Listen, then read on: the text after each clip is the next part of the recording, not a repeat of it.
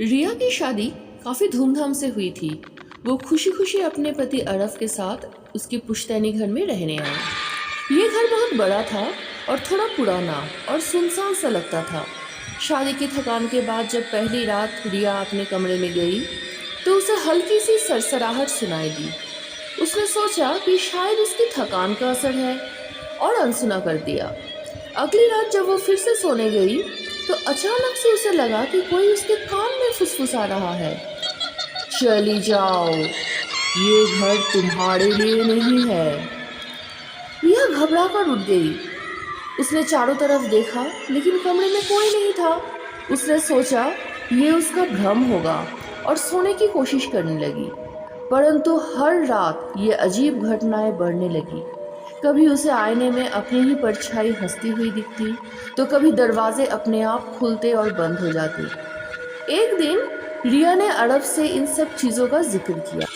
अरब ने हंसते हुए कहा, अरे ये सब तुम्हारे दिमाग का वहम है।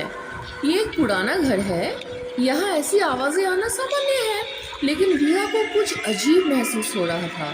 एक रात जब अरब गहरी नींद में था, रिया को अचानक अपने कमरे के कोने में एक परछाई दिखी। वो धीरे धीरे उसकी ओर बढ़ रही थी। परछाई का चेहरा डरावना था, जैसे कोई औरत हो, पर उसकी आंखों में सिर्फ नफरत थी।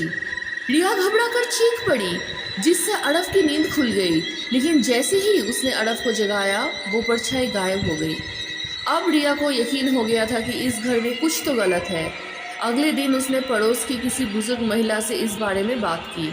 महिला ने एक गहरी सांस ली और कहा, बेटी, ये घर अभिशप्त है। कई साल पहले अरब के पिता ने अपनी पहली पत्नी को धोखा दिया था। वो बेचारी इस घर में अकेली रह गई थी और सदमे में उसकी मौत हो गई। उसकी आत्मा अब भी इस घर में भटकती है। वो किसी और औरत को इस घर में स्वीकार नहीं करेगी। रिया लौटी और अरब को सब कुछ बताया।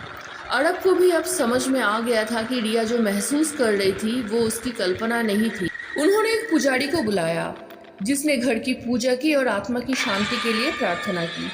कुछ दिनों बाद घर में अजीब घटनाएं होना बंद हो गई, पर अब भी रिया के मन में वो परछाई और फुसफुसाहट हमेशा के लिए रह गई थी। ये घर तुम्हारे लिए नहीं है। Please like, share and subscribe.